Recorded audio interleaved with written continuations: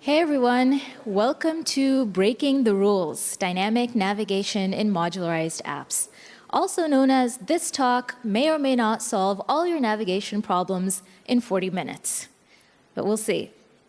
So this actually came about from my experience working in heavily modularized code bases and then trying to graft navigation components on top of that.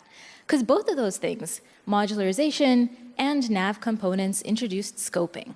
And we all know scoping is great architecturally, but it makes things kind of tricky when you're trying to make navigation a bit more custom and a bit more dynamic. So we'll talk about some of those cases today. And also, I gave a simplified version of this talk last year, and a lot of the questions I got were, well, how do you do all of this? Nav components in a modularized app with Jetpack Compose. So today we'll talk about how to do all of this in a compose context as well as non-compose. If you don't know me, my name is Sumayyah Ahmed. I've been an Android engineer for 9 years. I've worked in both startups and large corporations, and occasionally I spend my time up on stage talking about nerdy Android stuff, one of which is navigation. But we'll start with a bit of context. So pretty much everything, and by everything I mean most things, is modularized these days. It's one of the hallmarks of a modern Android app. And when I say modularized, I mean anything from Gradle modules to independent libraries, just some way of partitioning your code into single responsibility units. Actually, can I get a show of hands? How many people are working in a code base that's at least partially modularized right now? That's pretty much everyone. I should have asked for people who aren't modularized. But we all know there's good reasons for this. I mean, apart from the obvious benefits to our build times, things are much more tightly scoped. So as single responsibility principle, everything related is in one place. Everything's encapsulated. So very tightly controlled points of access and points of change for code, which of course means you can control the points of failure. And your code becomes much more reusable. So we've modularized, everything is great. What could be better? I mean, if you were at the keynote, you know that you shouldn't all drink the Kool-Aid, but at this point, we know that modularization does come with complexities and downsides, one of which is navigation. So now that everything is much more closed off, how do we do navigation with nav components? What changes? The good news is not much necessarily. So if you're inside a modularized enclosure, say you're inside a Gradle module and you want to get from point A to point B, I mean, we are free to use intents if A and B are activities, or transactions if they are fragments. And of course, now we have the nav components library, so we can delegate all of that work away, take away all the manual labor that we used to do, and tell the controller to simply navigate with the ID of B. But there is a big assumption that we're making here. We're assuming that B is discoverable from A, that A and B exist in the same scope, which in nav components world means we're assuming A and B exist in the same navigation graph. That's what allows the controller to find B when you're in A. That's by design because nav components has now introduced scoping. So what used to be some random bits of code floating around in our fragments and activities is now navigation logic, which is its own entity. It's self-contained, independent entity responsible for its own internal logic and encapsulated. So we can't take it for granted anymore the way we used to in our monolithic apps, that every destination at compile time is accessible from anywhere else. Now, access to destinations is an issue. That's actually part of the design of nav components. It's meant to be heavily scoped and encapsulated. Typically, you would have your top-level components owned by something high up in your view hierarchy, typically your activity, because it's sort of assumed you have a single activity, multiple fragment architecture. And that's what owns your three major nav components. There's your host, which is your container for your views. There is your graph, which defines all the destinations you can get to. If it's not in your graph, you can't get there. And the last part is your controller, which is your handler between the code that we write and all the stuff that goes on inside nav components. It's going to be self-contained graph inside a self-contained activity inside a self-contained module. By the way, how does all of this change when we start dealing with Compose? Because a lot of the Vue stuff is in XML. What if we get rid of XML and switch over to Compose? What happens then? Actually, that's heavily dependent on how we choose to implement Compose, at what stage we're in the migration. I mean, navigation with Compose is itself a huge topic. But there's two major cases that will cover most people. Case number one is the interoperable approach to Compose, which I believe most people start with in any case. And this assumes that all of our architecture remains the same. Our activity fragment architecture, the way that we set up the navigation components is still the same. The only thing that really changes is that our fragments, instead of rendering traditional views, are now rendering composables. In which case, as you can see, navigation-wise, nothing really changes because your graph still defines the destinations you can get to. The internals of these destinations, how they choose to render their views, is completely unimportant for navigation purposes. It doesn't care. The second case can make things a little tricky. Now, let's say we get rid of fragments altogether, we get rid of XML altogether, we're in a 100% Compose world. As you can see, it doesn't change a lot. So your navigation host is still there, except instead of being inflated by your XML, it's probably going to be owned by a top-level composable in your activity. You still have a controller, except it's a nav host controller, not that different from a nav controller from a developer's point of view.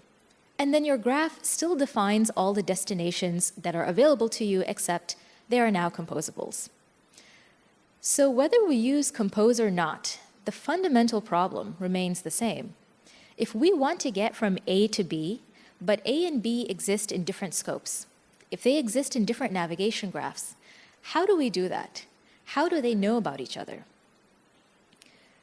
The recommended way is to and of course this problem gets compounded when you deal with a modularized architecture, because let's say this is a pretty simple diagram of, say, 3 feature modules. Each of these are going to have their own activities with their own navigation graphs, and none of these graphs will know anything about each other. So how are we expected to navigate? Which brings me to the recommended way. The default assumption is that we are going to maintain encapsulation. We're going to work with all of this built-in scoping. So if we want to get from activity A to activity B, our activity architecture is assumed to be architecturally very similar to modules. These are self-contained activities which manage all of their own internal logic and all of their own internal navigation flows. So getting from A to B means A is going to launch B and then completely relinquish control and knowledge of what happens next. Activity B inflates, it's going to start inflating its own navigation graph, it takes over its own internal logic. It's basically a handoff process. This is the kind of navigation I refer to as static. So everything is known at compile time, all possible paths and destinations are defined, and that is not real life. Because leaving aside the fact that none of us have architecturally perfect apps, this doesn't even take into account the fact that we will very likely have to deal with unknowns. It's extremely possible that sometimes you just don't know where to go next, where to navigate to next, until some code executes at runtime. What if you want to customize your navigation paths for user type or lines of business? What if you want your navigation experience to be different based on the path you took to get there? So say you have a fragment C, you want that experience to be different based on whether you got there via A to B to C versus D to E to C. How are we going to remember our navigation path? All of this is what I think of as dynamic navigation. Now we're putting together these experiences that change at runtime based on what the user has been doing. It's very common, and let's break the rules a little bit to see how we can do it. So to make this more manageable, I'm going to go through 3 specific case studies with code, and we'll also do a deep dive into nav components as well, because once we understand how nav components actually works, breaking the rules gets easier and we can do more of it. let's start with case number 1, which is something I've actually encountered more than a few times. We want to get from activity A to activity B, but we don't want to hand off. We want a particular point in activity B's navigation graph. We want fragment B, for example. But the developer knows about fragment B, but activity A's graph knows nothing about the internals of activity B's graph. They're still encapsulated. So how do we make this happen? We're actually just talking about implicit deep links. And nav components does support this. We actually are able to build deep links, and that lets us create these very specific paths between navigation graphs. While maintaining encapsulation, we're not going to break those rules necessarily. Also, as a bonus, this type of deep linking works if these graphs belong to completely different modules. So let's see how we can do this. Let's look at code, and it's going to be a 3-step process. Step 1 is to make our destination deep linkable. So however we've defined this destination, here it's the traditional XML. This is our fragment B we want to deep link to. We can do that by assigning a deep link attribute. The same way that we assign an action or arguments attribute, we assign a deep link attribute. And the only thing that's really important here is assigning a unique URI. So that's step 1 on the destination side. Let's go to step 2, which is on the caller or the source side. Or in fact, there's a step 1.5. If these graphs are in different modules, make sure there's a compile time dependency so they know about each other. And then our source graph needs to reference the destination somehow because, of course, if it's not in your graph, you can't get there. So we need a reference to our deep link destination. But we can't do this. This is not valid because fragment B still belongs to a different graph. So even though these graphs have compile time access to each other, it doesn't mean they have access to each other's contents. What we can do is nest the destination graph inside the source graph. We'll talk about why this works in a second. And also, by the way, nesting graphs is totally okay to do. It's actually great for reusing logic and navigation flows. And it means that our navigation flows can be broken down into smaller, nicer, single responsibility chunks. But I digress. Nesting graphs is necessary for deep linking. So that's step 1 and 2. The last step is the part that executes at runtime, and that is to actually perform the deep link. And that's very similar to the way we navigate with IDs. We just navigate with a parameter, except in this case, it's a nav deep link request, essentially a wrapper around the unique URI that we created. And this simple process actually ensures that your graphs will create this path between them, that you will deep link to fragment B, and only fragment B will be added to the backstack. How will this change once we start using Compose?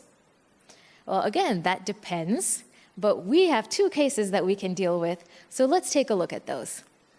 Case 1 was the interoperable case, and remember, this is when nothing changes except for the views. So activity fragment architecture is the same, our nav components are the same, our fragments are now simply hosting composables, or in fact, even a mix of composables and traditional views.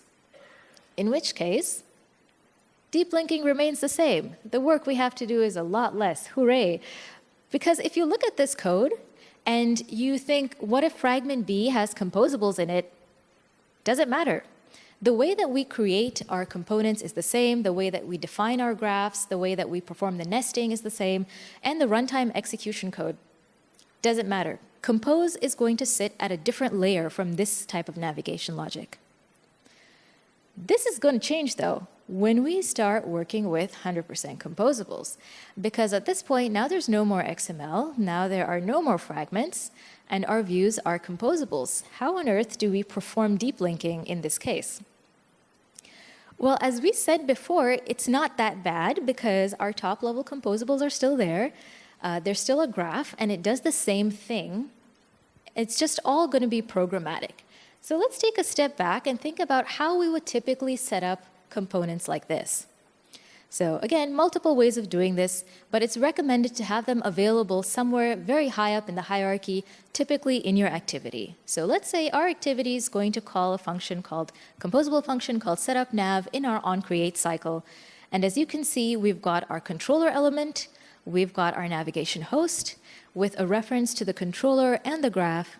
And if you're wondering where the graph is, it's declared implicitly here. And as you can see, we've got a couple of composable destinations. So now that everything has been set up, let's start constructing our deep link. And it's going to be the same three-step process. Step 1, we make our destination composable deep linkable. So as you can see, I've defined this graph called graph 2 with 3 composable destinations, nested screens 1, 2, and 3.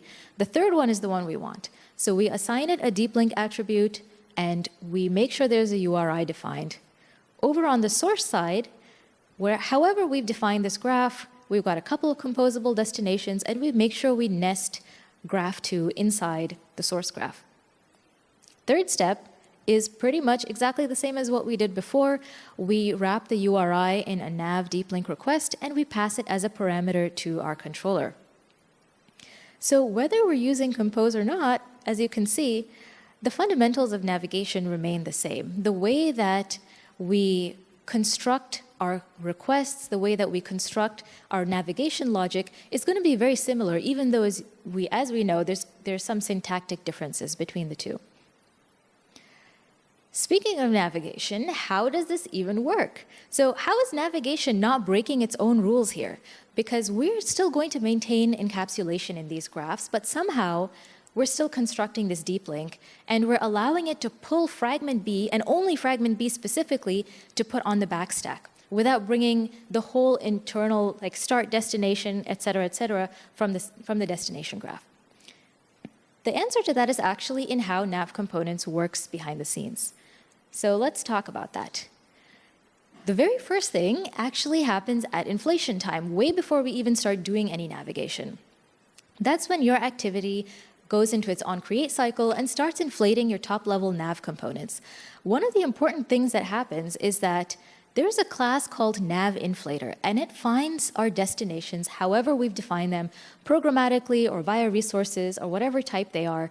In our example, we're going to take a couple of fragments and a nested nav graph. So nav_inflator finds these and wraps them in another class called, surprise, nav_destination. And all of these nav destinations are added to an array belonging to the nav graph instance. And of course, our controller instance is going to have a handle on your graph and a backstack via the activity. This allows the controller to not care about type-specific stuff. It doesn't care about fragments or activities or composables or whatever is in the destination, what parameters it needs. It cares about finding the right destination. So where exactly is navigation happening? Well, that control is actually pushed down to the nav destination itself. Once the inflator is done with it, each instance is going to look something like this. There's some properties that we gave it, like the class type, actions, arguments, deep links, and this class called a navigator. It's going to be a type-specific extension on the abstract navigator class, and this is the class that actually executes. So your fragment navigator is going to use transactions, your activity navigator is going to use intents. All the code that we used to write and manage is now the responsibility of the navigator class. And this makes it really cool because now your controller delegates the control down to each destination itself. Every destination knows how to put itself on the backstack, depending on what it is and what it needs. Your controller is just going to flag it, and then it executes itself. So what happens when we run this line of code? The first thing is that your controller is going to extract that unique identifier, which is usually the ID, but in this case, it's the URI that we defined, and pass it to the nav graph to say, find the matching destination.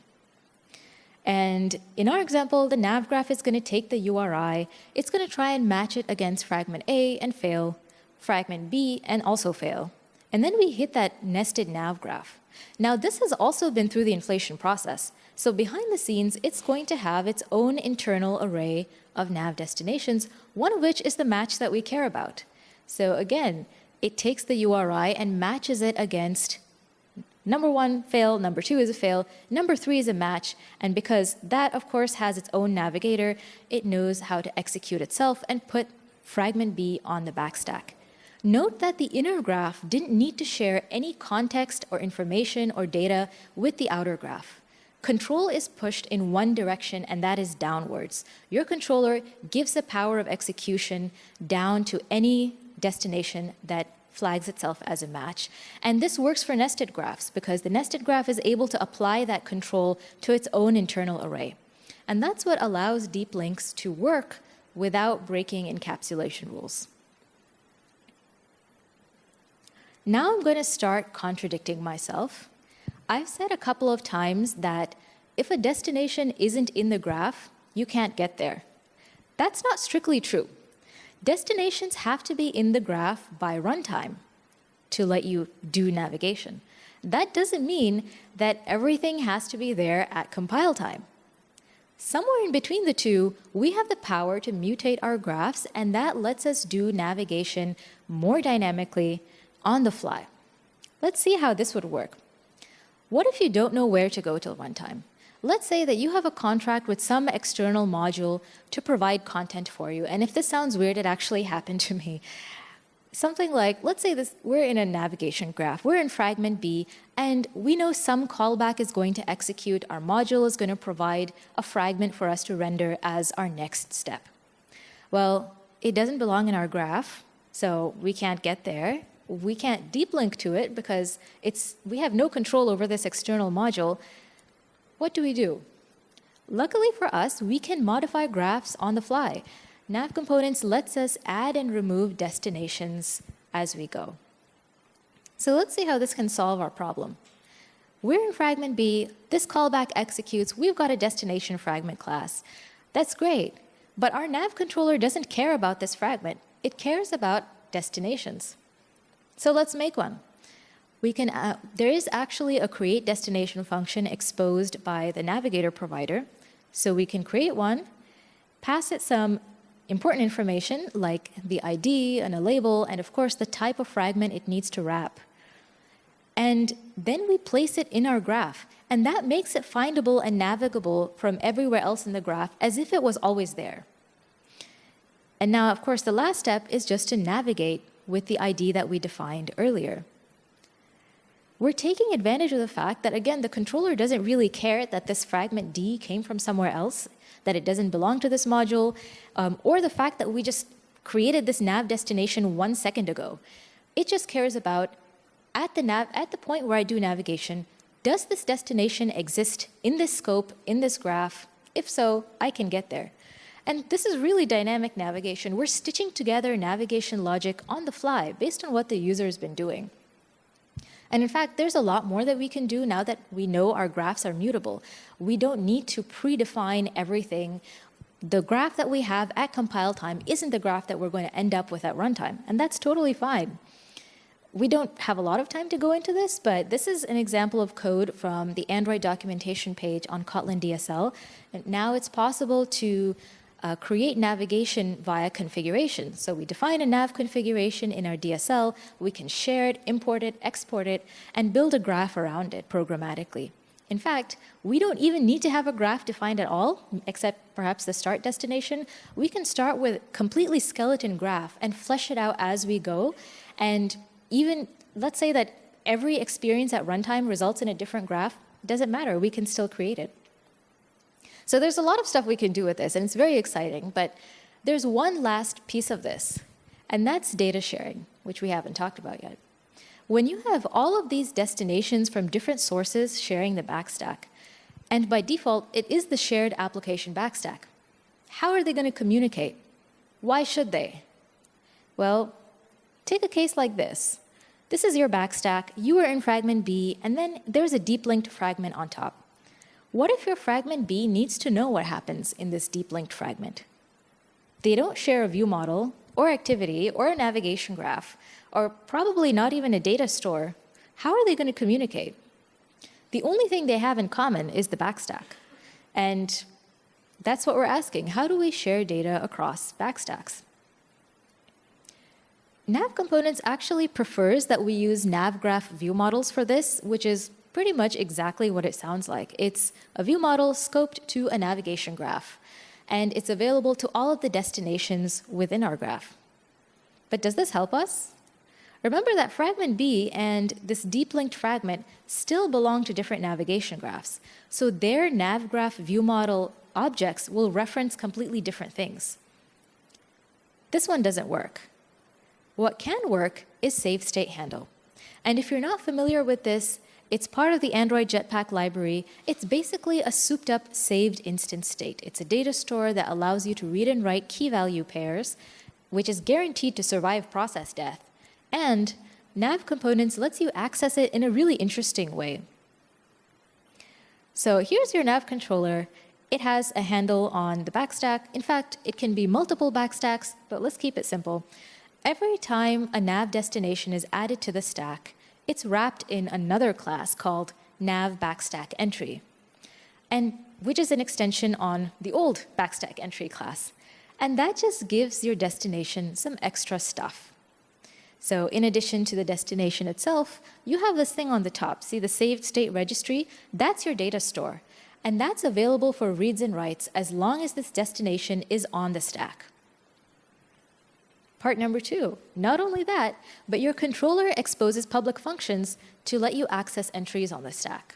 So if you have access to a nav controller, you have access to other entries on the stack, along with their properties, including their save state handles. As an example, let's see how this works in code. Fragment B is in the foreground, and it needs to know something high level about what happens after it. Let's say it needs to know, has the user seen some new onboarding flow?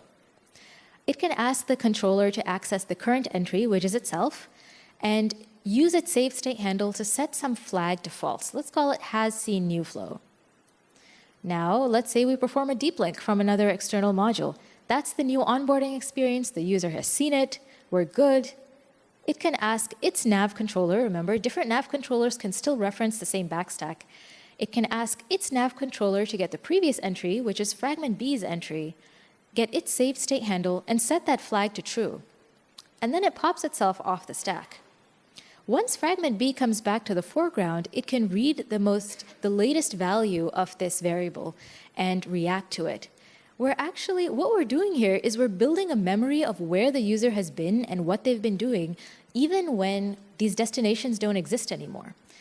Save state handle allows us to store this type of transient session-based navigation data that you really can't store anywhere else.